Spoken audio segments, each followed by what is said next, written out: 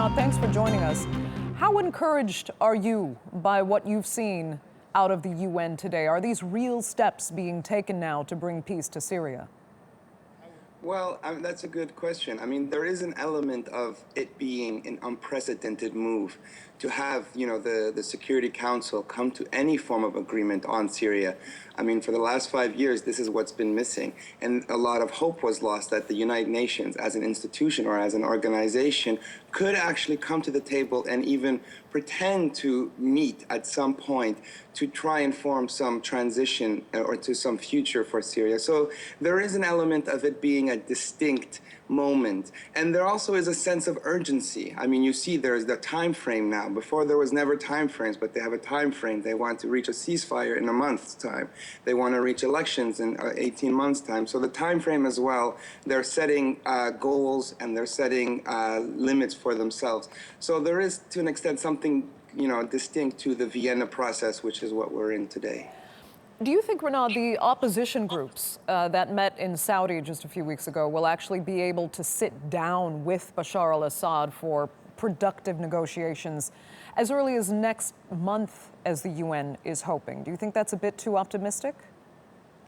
Yeah, I mean, it is optimistic, and it's not perfect. I mean, there is, again, a sense of willingness by the opposition groups to unite in vis-a-vis the threat of Assad, which kind of brings them together. So there is, to a general extent, a coming together of these groups. However, there are internal differences between the groups. As we saw in the opposition meeting, one of the bigger groups, one of the rebel groups, Ahrar al-Sham, withdrew from the talks. And, people were celebrating them being at the talks. The fact that they withdrew means that there are fissures within the opposition movement that kind of question the optimism of an opposition movement sitting down and meeting with Assad. But as I say again, there is a sense of urgency, there is a sense of time frame, which means that perhaps the groups can say maybe unity for now is a good thing to get, to meet with the regime and talk about the future rather than this protracted conflict and protracted civil war which has engulfed our, country. Right. Renad, when we last spoke and world powers were meeting to discuss Syria, you had expressed your dismay at the fact that the Syrian opposition, as well as other major players, were being left out. So does this gathering at least better represent everyone's interests? Definitely, and that was one of the biggest problems, was that the future of Syria was for a long time being decided by foreign powers. And if you think about why now, it's also a reason that foreign powers are interested and kind of pushing it, right? I mean, you look at, for the longest time, the US and Iran were more engulfed in their own nuclear deal and other negotiations, and they kind of put Syria aside, and now they've come together to talk. So there is an element of foreign powers that are, calling the shots. But nonetheless, the foreign powers are acknowledging the fact that the negotiators need to be Syrians, need to be from the opposition. Now the problem is who the foreign powers will determine are, moderate or are legitimate representatives. And this is going to be an issue, I think, that we'll see. The definition of terrorist, who is a terrorist and who is an appropriate opposition member.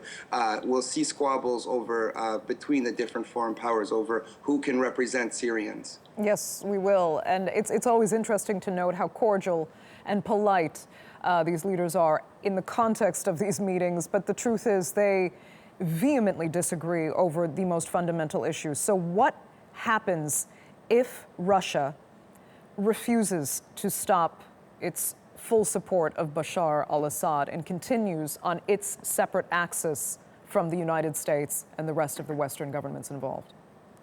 And I think this is the elephant in the room. They're coming to all these agreements and timeframes, but there isn't really a clear idea of what happens to Assad. There isn't, because they can't even come too close to an agreement on this. They're so far apart and so far removed on the future of Syria with Assad or without Assad that they've kind of put it on the side and decided to call for a ceasefire and call for other things. But this they need to address sooner rather than later, because you don't want to go through this entire process for there to be a disagreement down the road. And for the time being, Russia insists that Assad becomes part of the future of Syria, whereas the US says you can't have a Syria with Assad in it because he's lost all his legitimacy because of all the war crimes and the accusations that they put on him. So this, again, is a major, major question that they seem to be putting on the side and sidestepping for the moment. government. They do. And I mean, it really is everything, because it seems there is no in between. He can't play a role in a government with the opposition that has lost so many lives trying to remove him from power. There would be no scope for that, would there be? Exactly. And I mean, there are different proposals being set out for some sort of transition, some sort of movement away, maybe Assad leaving, but parts of elements of his regime staying. I mean, there are different proposals being set, but at the end of the day, it is difficult to see him staying and his close aides staying in power. The opposition, they just wouldn't accept any form of government with him in. So, Renad, what does Russia really want here? Russia wants to maintain its influence, I think, in the Middle East. How desperately? It seems pretty desperately, the fact that they're now involved, engaged in Syria, and it seems like they're playing a game of chicken, and they're not budging, and they're moving forward, and they're very aggressive with Turkey. They're increasingly aggressive with other countries in the region, and to them, Syria has become something really important to them, and they don't want the regime to fall. And the reason why they became engaged in Syria in the first place was because they feared that Assad was on the brink of collapse, and so they needed to, stop that. So Russia seems to be very adamant that we need to get rid of the Islamic State. We need to get rid of some of the terrorists that have bred in the vacuum of not ungoverned spaces in Syria, and we need to maintain Assad for a plethora of reasons. Okay, Renad Mansour, we're going to leave it there for now. Thank you so much for joining us.